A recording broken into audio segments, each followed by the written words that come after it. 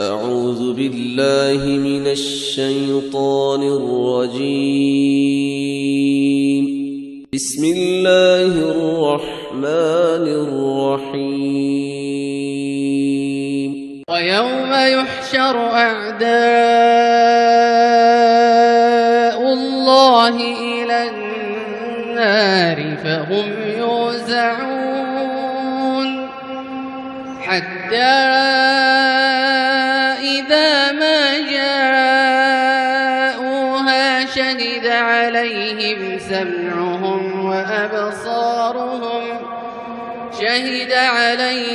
سمعهم وأبصارهم وجلودهم بما كانوا يعملون. وقالوا لجلودهم لم شهدتم علينا؟ قالوا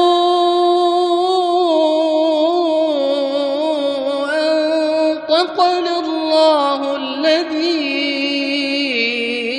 أنطق كل شيء وهو خلقكم أول مرة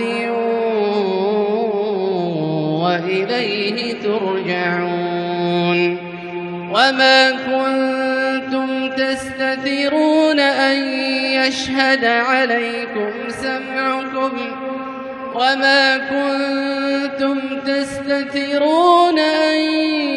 يشهد عليكم سمعكم ولا أبصاركم ولا جلودكم ولكن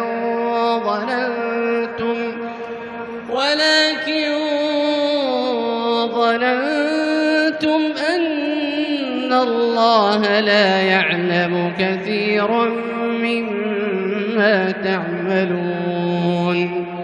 وذلكم ظنكم الذي ظننتم بربكم أرداكم فأصبحتم من الخاسرين. فإن يصبروا فالنار مثوى لهم وإن يستعتبوا فما هم من المعتبين. وقيضنا لهم قرناء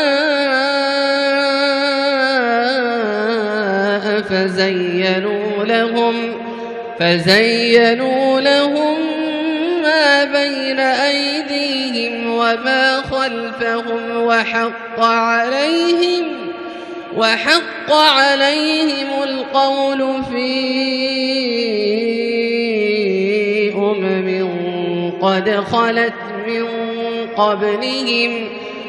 خلت من قبلهم من الجن والإنس إنهم كانوا خاسرين.